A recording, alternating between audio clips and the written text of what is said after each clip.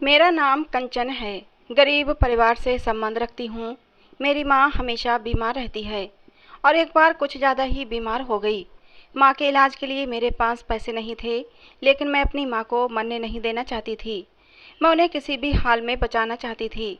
मजबूरन मैंने एक अमीर 60 साल के बुढ़े से शादी कर ली, जिससे कि मैं अपनी माँ का इलाज करवा सकूं। लेकिन शादी की पहली ही रात मेरे होश उड़ गए जब उसने मेरे दोनों काट कर। मेरी माँ मुझे हमेशा कहती थी कि जब जवान लड़की किसी बूढ़े से शादी करती है तो वो मर्द उसे बहुत ज़्यादा खुश रखता है, क्योंकि उसे पता होता है कि इस उम्र में अगर मेरी पत्नी मुझसे खुश नहीं रही तो वो दूसरी शादी भी मुश्किल हो जाएगी। मैं बहुत मासूम थी, ये समझती थी कि शायद वो उसकी हर ज़रूरत पूरी करता है, उसके लिए अच्छी अच्छी ड्रेस और ज्वेलरी लेकर आता है, उसे अच्छी अच्छी चीज़ें खाने के लिए देता है, इसीलिए वो लड़की खुश रहती है। लेकिन मुझे नहीं पता था कि मेरी बात का क्या मतलब था। लेकिन आज जब वो इंसान मेरे सामने बैठा था तो मैं यही सोच रही थी कि शायद आज मुझे पता चल ही जाएगा कि एक बूढ़ा मर्द किस तरह एक जवान औरत को खुश करता है और अपने से कम उम्र पत्नी को कैसे अपनी हथेली का छाला बनाकर रखता है। क्योंकि मम्मी तो कहती थी कि उन्होंने दादा की मिसाल देखी थी, जो बिल्कुल बूढ़े थे, बिस्तर पर पड़े रहते थे, लेकिन पत्नी के मर जाने के बाद उन्होंने एक जवान लड़की से शादी कर ली थी और 1 महीने के अंदर ही वो ऐसे सेहतमंद हो गए थे जैसे कोई जवान लड़का होता है। सारे घर के काम करने लगे थे, खेतों में भी जाकर काम करते थे, अपनी नई पत्नी का घर के कामों में खूब हाथ बटाते थे, उसे खुश करने की हर मुमकिन कोशिश करते थे। मेरी ज़िंदगी में बहुत बड़ा दुख गुजरा था, लेकिन अभी मैं इस आने वाले हालात से खुश नहीं थी। मेरी ज़िंदगी की नई शुरुआत हुई थी, लेकिन मेरे अंदर कोई उमंग नहीं थी। मेरा पति देखने में बिल्कुल ही मेरे बाप जैसा तो क्या, बल्कि मेरे दादा की उम्र का लगता था।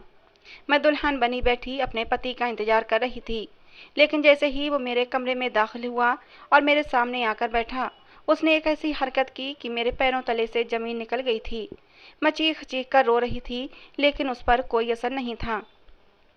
आगे की कहानी सुनने से पहले दोस्तों, मैं आपको अपनी पिछली कहानी सुनाती हूँ कि आखिर क्यों मुझे एक 60 साल के बूढ़े आदमी से शादी करने के लिए मजबूर होना पड़ा। मेरा नाम कंचन है। मेरी माँ बहुत बीमार रहती है। मेरे पापा इस दुनिया में नहीं थे। मैं सिर्फ 10वीं क्लास तक ही पढ़ पाई थी, वो भी उस समय जब मेरे पापा जिंदा थे, इसलिए मैंने 10वीं तक पढ़ाई कर ली थी। उसके बाद हमारे पास पढ़ने के पैसे नहीं थे और मैं अपनी माँ को अकेला छोड़कर किसी सरकारी स्कूल में भी नहीं जा सकती थी, क्योंकि वो बीमार रहती थीं और इस हाल में मैं उन्हें अकेला नहीं छोड़ सकती थी। इसलिए मैं घर पर ही रहती थी और उनका बहुत ख्याल रखती थी। मुझे बहुत डर लगता था कि कहीं मेरी माँ भी पापा की तरह मुझे छोड़कर न चली जाएं। माँ के अलावा मेरा इस दुनिया में था ही कौन। मुझे कपड़े सिलाई करना आते थे, इसलिए कपड़े सीकर घर का गुजारा कर रही थी। मेरी माँ की उम्र ज़्यादा नहीं थी, अभी सिर्फ 35 साल की हो पाई थी। मेरी उम्र उस समय 17 साल की थी और मेरी माँ की शादी भी कम उम्र में हो गई थी। मोहल्ले वाले मेरी माँ को सलाह देते थे कि तुम दूसरी शादी कर लो, अभी तो तुम्हारे आगे पूरी ज़िंदगी पड़ी है। कल तो तुम्हारी बेटी की भी शादी हो जाएगी, तो फिर तुम अकेली ही रह जाओगी। इस तरह अकेले पड़े पड़े तो और भी ज़्यादा बीमार हो जाओगी। मोहल्ले की औरतें मेरी माँ से कहती, संगीता, अगर आज तुम शादी कर लोगी तो विश्वास करो तुम एकदम भली चंगी हो जाओगी, कोई भी बीमारी तुम्हारे शरीर में नहीं रहेगी। उन औरतों के जाने के बाद मैं अपनी माँ के पास आई और कहने लगी, मम्मी, ये औरतें ऐसा क्यों बोल रही थीं कि शादी करने के बाद आप ठीक हो जाओगे। मोहल्ले की एक औरत ने तो ये भी कह दिया था कि संगीता, मुझे लगता है तुम्हें कोई बीमारी ही नहीं है, तुम्हें बस तन्हाई का गम सताए रहता है और इसी तन्हाई की वजह से तुम बीमार रहने लगी हो। जब मैं अपनी माँ से ये सारी बातें पूछती तो मेरी माँ कहने लगी कि मुझे नहीं पता बेटा, ये दुनिया बहुत ही बुरी है। यहाँ पर बहुत ही अजीबो-गरीब लोग रहते हैं जो बहुत ही गंदे दिमाग के मालिक होते हैं और उनके दिमाग में कोई अच्छी बात नहीं आ सकती। वो कभी दूसरों का भला नहीं सोच सकते, हमेशा उनके लिए बुरा ही सोचते हैं। तुम लोगों की बातों पर ज़्यादा ध्यान मत दो, ज़्यादा मत सोचा करो। ये लोग बहुत ही उल्टी सीधी बातें करते हैं। ये जाहिल लोग हर मर्ज का इलाज शादी ही समझते हैं। हमारे मोहल्ले में एक लड़का था जो बहुत ही अजीबो-गरीब हरकतें करता था। ऐसा लगता था कि उसके गले में कोई चीज़ अटक गई है या उसकी सांसें अभी बंद होने वाली हैं। उसे दौरे पड़ते थे। सब उसके लिए बड़े परेशान थे। कोई कहता था उस पर किसी भूत का साया है, तो कोई कहता कि ये लड़का दिमागी मरीज है। कुछ लोग तो ये भी कहते थे कि ये जानबूझकर ऐसा करता है। लेकिन मैंने अपनी आंखों से देखा था कि जैसे ही उसकी शादी करवाई गई थी, वो 2 हफ्ते में ही ठीक हो गया था। लेकिन उसकी पत्नी अब बहुत ज़्यादा बीमार रहने लगी थी और हमेशा अजीब तरीके से चलती थी, जैसे उसकी टांगों में बहुत ज़्यादा दर्द हो। एक दिन मैं उसके घर गई और मैंने उससे कहा कि डॉक्टर के पास क्यों नहीं जाती हो। तो उसकी सास ने कहा कि उसको डॉक्टर की ज़रूरत नहीं है, जो हो रहा है उसको तो खुश होना चाहिए। ये तो बड़ी खुश किस्मत लड़की है जो इसे अपने पति का इतना प्यार मिलता है। मुझे उसकी सास की बातें उस समय समझ नहीं आई थीं। मैंने अपनी माँ से पूछा तो मेरी माँ ने कहा कि अभी तेरी उम्र नहीं है इन सारी बातों को जानने की, तो चुप रहा कर और बड़ों के मामले में मत बोला कर। शादीशुदा लोगों के अपने मसले होते हैं, उनसे उल्टे सीधे सवाल नहीं करते। जब तेरी शादी हो जाएगी तो तुझे खुद ही सब कुछ पता चल जाएगा। मुझे तो ये समझ नहीं आता था कि शादी के बारे में लोगों के इस तरह के विचार क्यों होते हैं। कुछ लोग शादी को बहुत अच्छी चीज़ कहते थे, तो कुछ लोग कहते कि शादी एक बवाल है, शादी के बाद औरत पर बहुत जुल्म होता है। पर मैंने तो सोच लिया था कि मैंने शादी ही नहीं करनी है। मेरी चिंता का विषय तो सिर्फ मेरी माँ थी, जिनकी तबीयत अब दिन ब दिन खराब होती जा रही थी। घर खर्चे से जोड़ जोड़ कर कुछ पैसे बचाए थे, उन पैसों को मुट्ठी में दबाकर अपनी माँ को हॉस्पिटल लेकर चली आई। उन लोगों ने कहा कि आपकी माँ को एक जानलेवा बीमारी है, अगर जल्द से जल्द इलाज नहीं करवाया गया तो आपकी माँ की जान को बहुत बड़ा खतरा है। कह नहीं सकते कि इनकी ज़िंदगी कितने दिन की बचेगी। अगर इस बीमारी का जल्द से जल्द इलाज नहीं करवाया गया तो आप अपनी माँ से हाथ धो सकती हैं। इस बीमारी के लिए बहुत ज़्यादा महंगी दवाइयों की ज़रूरत है, इसलिए आपको हिम्मत से काम लेना होगा। उन्होंने मुझे दवाइयाँ लिख कर दे दीं। गांव का मेडिकल स्टोर वाला मेरे पापा का जानने वाला था। उसने मुझे उधार 1 हफ्ते के लिए दवाई दे दी और कहा कि धीरे धीरे पैसे देती रहना, नहीं तो अगले हफ्ते दवाई नहीं दूंगा। मैंने जब अपनी माँ को दवाई देनी शुरू की तो मेरी माँ की हालत में सुधार होने लगा था। इसका मतलब शहर के डॉक्टर ने सही कहा था कि इस बीमारी की दवाएं बहुत महंगी हैं, लेकिन समय रहते इलाज हो जाए तो तुम्हारी माँ इस बीमारी से बच सकती हैं। मेरी माँ पहले से अब बहुत अच्छी हो गई थी, लेकिन ये दवाइयाँ बहुत महंगी थीं। पहले ही मेरे पास जितने भी पैसे थे वो मैं सब खर्च कर चुकी थी। इधर उधर से जानने वालों से भी थोड़ा बहुत कर्ज ले लिया था, तब कहीं जाकर एक और हफ्ते की दवाई आ पाई थी। मैंने अपनी मम्मी को झूठ बोल दिया था कि दवाइयाँ ज़्यादा महंगी नहीं हैं। मम्मी की तबीयत अच्छी हो रही थी, इसलिए मम्मी बहुत ज़्यादा खुश थीं। कहने लगीं, तुमने मेरा इलाज करवा दिया, नहीं तो मैं बिस्तर पर पड़े पड़े ही भगवान को प्यारी हो जाती, क्योंकि गांव में तो लोगों को पता ही नहीं चलता कि बीमारी क्या है और वो इलाज ही नहीं करवाते। अब मैं मम्मी को क्या बताती कि उनकी दवाई लेने के लिए अब मेरे पास और पैसे नहीं थे। दवा अब ख़त्म होने वाली थी। मजबूरन मैं उस मेडिकल स्टोर के मालिक के पास चली गई और वहाँ जाकर उससे कहा कि प्लीज़ 1 हफ्ते की दवाई और दे दो। उसने कहा कि तुमने अभी पिछले हफ्ते की दवाई के पैसे नहीं दिए हैं और 1 हफ्ते की दवाई अब मैं तुम्हें नहीं दे सकता। उस मेडिकल स्टोर पर एक लड़का काम करता था। उसे मेरी हालत पर दया आ गई। उसने अपने मालिक से कहा कि मालिक, बेचारी को 1 हफ्ते की दवा और दे दो, धीरे धीरे करके वो पैसे चुका देगी। लेकिन मेडिकल स्टोर के मालिक ने उसे डांट दिया। उस लड़के ने फिर कहा कि मालिक, आप मेरी तनख्वाह से पैसे काट लेना, लेकिन इस लड़की को 1 हफ्ते की दवा और दे दें। फिर उस लड़के की वजह से मुझे 1 हफ्ते की दवा और मिल गई थी। मैंने उस लड़के का धन्यवाद किया और घर चली आई। अपनी माँ को टाइम पर दवाइयाँ देने लगी, लेकिन अब मुझे चिंता हो गई थी कि अब आगे की दवाइयाँ मैं कैसे लूँगी। मेडिकल पर काम करने वाला वो लड़का अब मुझे आते जाते रास्ते में मिलने लगा था। वो हमेशा मेरी तरफ घूरता रहता था। अब मुझे उस लड़के से डर लगने लगा था। मेरे दिल में ख्याल आया, कहीं ये लड़का अपने पैसे वसूल करने के लिए मेरे साथ कोई गंदा काम ना करे। लेकिन ये ख्याल आते ही मेरे शरीर में कपकपी सी होने लगी थी। मैं अब उस लड़के से बचकर निकल जाया करती थी, लेकिन कहीं ना कहीं वो लड़का मुझसे टकराता ही रहता था। ऐसा लगता था कि वो मुझसे बात करने की कोशिश करना चाहता है, लेकिन मैं उससे बचकर निकल जाती थी। धीरे धीरे करके माँ की सारी दवाइयाँ ख़त्म हो चुकी थीं। अब मेरे पास कोई दूसरा रास्ता नहीं था कि मैं कैसे माँ की दवाइयाँ खरीदूँ। माँ की तबीयत अब फिर से ख़राब होने लगी थी। मैंने अब 18वीं साल में कदम रख दिया था। मैं बहुत ज़्यादा सुंदर थी, खूब ज़्यादा कद काठी और रंग रूप निकाला था। मेरी माँ जब मेरा रंग रूप देखती तो डर जाती थीं। कहती, पता नहीं मेरे बाद तेरा क्या होगा। आने जाने वालियों से कहती कि कंचन की शादी करवाओ तो मैं सुकून से मर सकती हूँ। लेकिन मैं अपनी माँ को मरते नहीं देख सकती थी।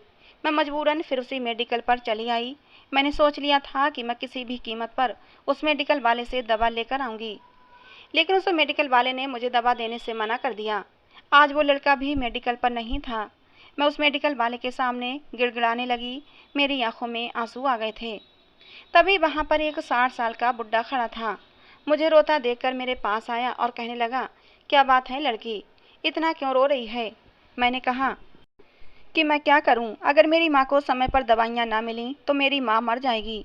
उसने कहा कि तुम चिंता मत करो और मेरे लिए मेरी माँ की दवाइयाँ और जो उस मेडिकल वाले के पुराने पैसे थे सब चुकते कर दिए। मैंने उस बूढ़े का धन्यवाद किया और बोली, आपने मेरे लिए इतना सब कुछ क्यों किया? बुढ़ा मेरे शरीर को घूरते हुए बोला, मैंने तुम पर कोई एहसान नहीं किया है। अगर तुम मेरी एक बात मान लो तो मैं तुम्हारी माँ का फ्री में इलाज करवा सकता हूँ।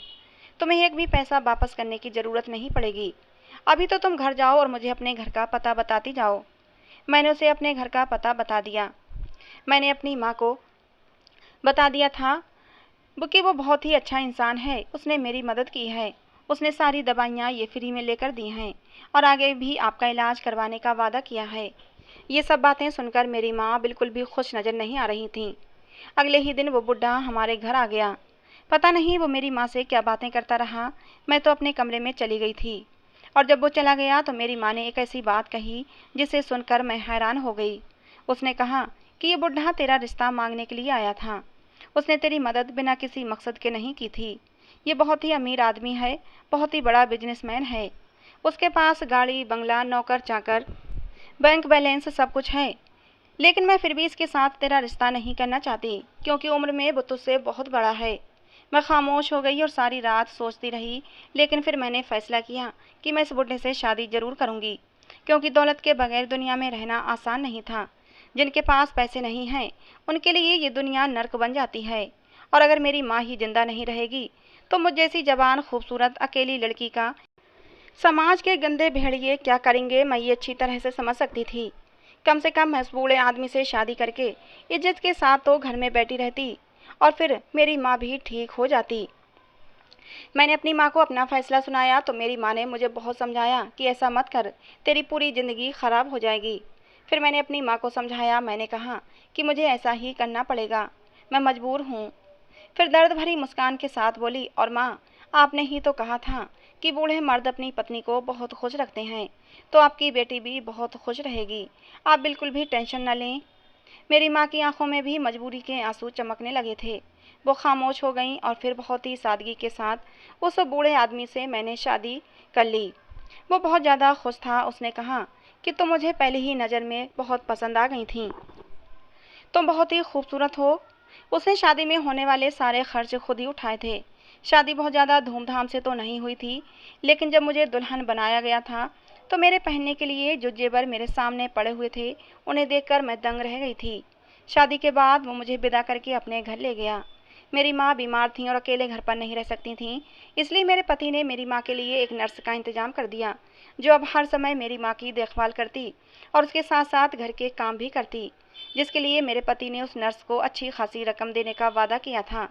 साथ ही मेरे पति ने बहुत ही सख्ती से कह दिया था कि अगर कोई गलती हुई तो एक पैसा भी नहीं मिलेगा, इसलिए बहुत ही दिल लगाकर मेरी सास की सेवा करना। अगर कोई गलती हुई तो मुझसे बुरा कोई नहीं होगा। मैं दिल ही दिल में खुश थी कि मेरी माँ कहती थी कि बूढ़े इंसान जवान लड़की को बहुत ज़्यादा खुश रखते हैं और उसकी बहुत सेवा करते हैं।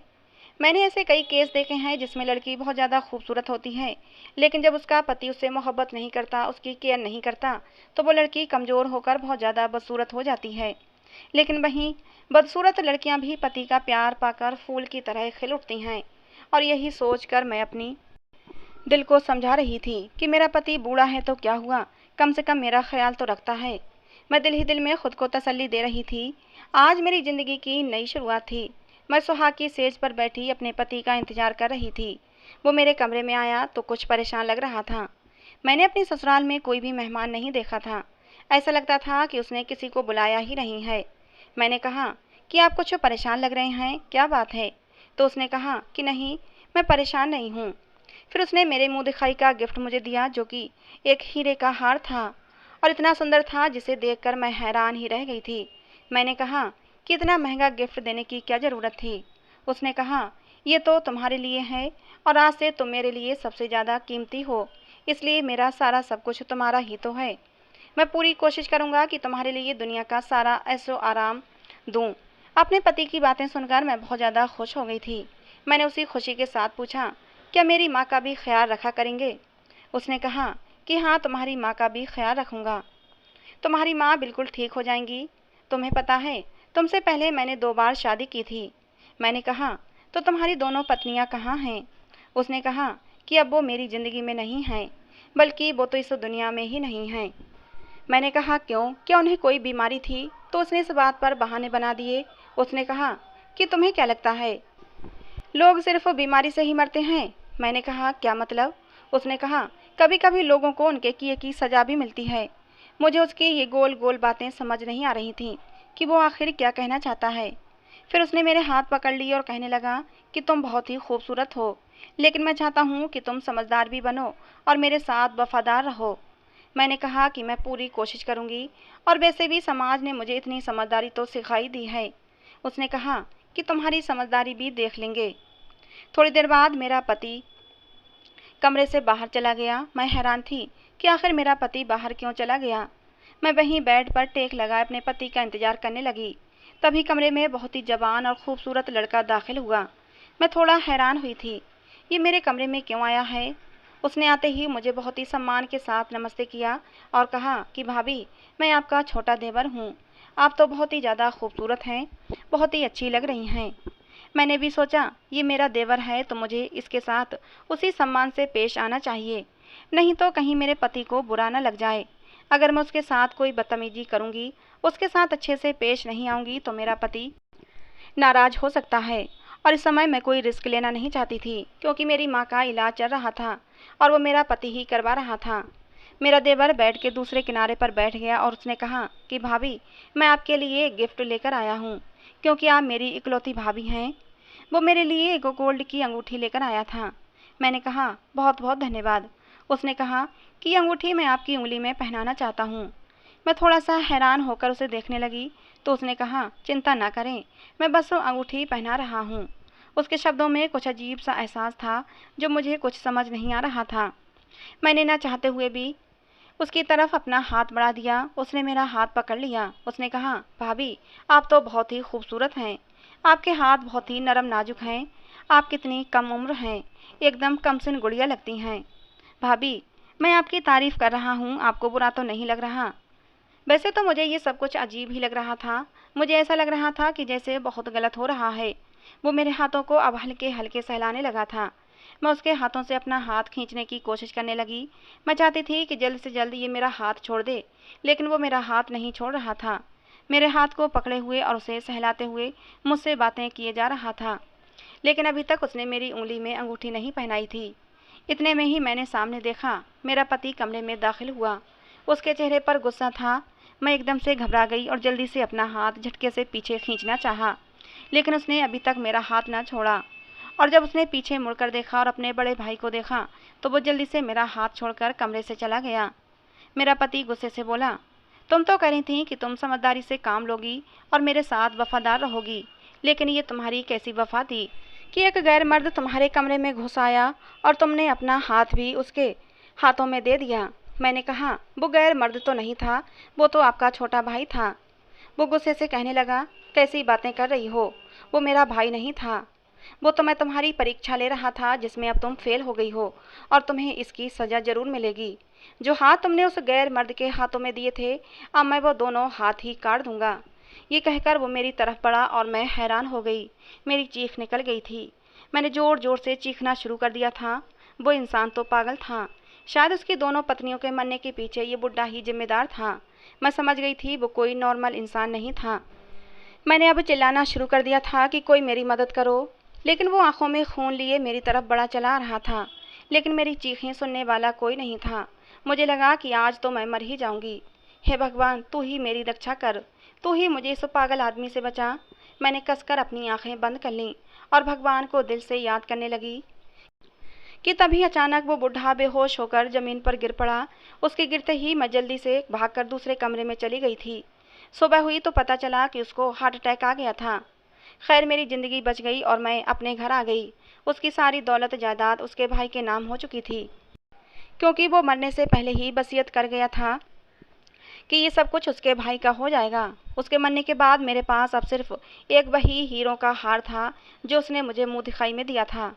बाद में मुझे पता चला कि उस बुड्ढे की पहली पत्नी ने उसे धोखा दिया था और किसी दूसरे मर्द के साथ भाग गई थी। इसीलिए शायद उसके दिमाग में ये बात बैठ गई थी कि औरतें बेवफा होती हैं। और जब उसने दूसरी शादी की थी और अपनी दूसरी पत्नी की भी परीक्षा ली थी तो वो उस परीक्षा में फेल हो गई थी और फिर उसने अपनी दूसरी पत्नी को बहुत ही भयानक सजा दी थी। लेकिन मुझे मेरे भगवान ने बचा लिया था। जो वो बुढ़ा अपने इरादों में कामयाब नहीं हो पाया और इससे पहले ही खुद ही भगवान के पास चला गया। पति पत्नी का रिश्ता तो भरोसे पर टिका होता है और जब ये भरोसा टूट जाता है तो इस रिश्ते का कोई मतलब नहीं रह जाता। उस बेचारे बुढ़े का भी भरोसा टूट गया था और उसका दुनिया की हर औरत से विश्वास उठ गया था। मैंने भगवान को धन्यवाद दिया कि मेरी जान बच गई थी। उस हीरे के हार को बेचकर जो पैसे मेरे पास आए थे उससे मैंने अपनी माँ का इलाज करवाना शुरू कर दिया था। मेरी माँ अब धीरे धीरे ठीक हो रही थी। डॉक्टरों ने कहा था कि जल्दी ही तुम्हारी माँ पूरी तरह से ठीक हो जाएगी। और एक दिन मैं बैठी अपनी माँ को दवाई खिला रही थी जब वही मेडिकल वाला लड़का मेरे घर चला आया। उसे देखते ही मैं एकदम से डर गई थी कि पता नहीं अब मेरी ज़िंदगी में कौन सा दुख सहना बाकी बचा है जिसे पूरा करने के लिए ये लड़का मेरे घर तक चला आया। लेकिन मैं हैरान हो गई थी जब उसने झुककर मेरी माँ के पैर छुए और उनके पास बैठ गया। उसने बहुत ही सम्मान के साथ मेरा हाथ मेरी माँ से मांगा था। उसने कहा कि आंटी, मैं बहुत ज़्यादा अमीर तो नहीं लेकिन पूरी मेहनत और ईमानदारी के साथ काम करता हूँ। आमदनी ज़्यादा नहीं है लेकिन जितनी है उसमें ही आपकी बेटी को बहुत खुश रखूँगा। इस दुनिया में मेरा कोई नहीं है लेकिन मैं आपकी बेटी कंचन से प्यार करता हूँ। पहले ही नज़र में मुझे आपकी बेटी पसंद आ गई थी। मैं आपसे वादा करता हूँ कि मैं कंचन को पूरी ज़िंदगी खुश रखूँगा। अगर आपको कोई एतराज़ ना हो तो कंचन की शादी मेरे साथ कर दें। मैं और माँ दोनों हैरान रह गए थे। लेकिन मेरी माँ ने कहा कि शादी करने से पहले तुम्हें कंचन की हकीकत जानना होगी। तुम्हारे लिए ये जानना बहुत ज़रूरी है कि कंचन विधवा हो चुकी है। उसकी शादी हुई थी लेकिन शादी की पहली ही रात उसका पति मर गया। विजय ने बात बीच में काटते हुए कहा कि आंटी, मुझे सब पता है। जब कंचन की शादी उस बूढ़े से हुई थी तो उस रात मैं बहुत रोया था। लेकिन शायद मेरी मोहब्बत सच्ची थी जो कंचन मुझे फिर से मिल गई थी। अब मेरी माँ को भला क्या एतराज़ हो सकता था। उन्होंने झटपट मेरी शादी विजय से तय कर दी और कुछ ही समय बाद मेरी विजय के साथ शादी हो गई। और जब सुहागरात को विजय ने मुझे अपनी बाहों में भरते हुए मोहब्बत का इजहार किया था तो मैं दंग रह गई थी। वो कहने लगा कि तुम मुझे देखकर डर जाया करती थी लेकिन मैं तो तुमसे अपनी मोहब्बत का इजहार करना चाहता था। लेकिन आज भगवान ने मुझे मेरी मोहब्बत दे ही दी। ये कहकर विजय ने अपने होठों से मेरे होठों पर अपने प्यार की मुहर लगा दी। विजय की बाहों में सिमटी मैं असीम सुख का एहसास कर रही थी। ये ऐसा एहसास था जो पत्नी उस समय महसूस करती है जब उसका पति उसका मनपसंद हो। विजय की मोहब्बत पाकर मैं निहाल हो गई थी और फिर मैंने भी विजय की मोहब्बत के आगे घुटने टेक दिए थे। विजय ने मुझे इतनी मोहब्बत दी कि मैं अपने सारे दुख भूल गई थी। अब आगे आने वाली ज़िंदगी में मेरे लिए खुशियाँ ही खुशियाँ थीं। तो दोस्तों, आज की हमारी ये कहानी आपको कैसी लगी कमेंट बॉक्स में ज़रूर बताना। पसंद आई हो तो प्लीज़ लाइक करना। ऐसी और कहानियों के लिए हमारे चैनल को सब्सक्राइब करना। कहानी को अंत तक सुनने के लिए दोस्तों आप लोगों का बहुत बहुत धन्यवाद। मिलते हैं दोस्तों अगली किसी नई कहानी में।